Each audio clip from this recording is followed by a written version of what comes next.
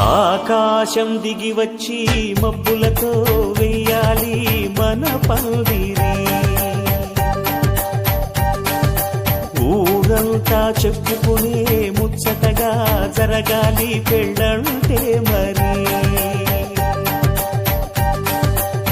చెరి సగమవమని మనసులు కలువరాలు తెర తెరిచి జతపడు సమయం ఇది వరకు. వానవిల్లే వధువుగా మారి ఒదిగిన వేడుకలు. తన సరసన విరిసిన సిరిసిరి సొగసుల కులుకుల కలువకు కానుకగా ఎద సరసున ఎగసిన అలజడి అలలే తాకగా.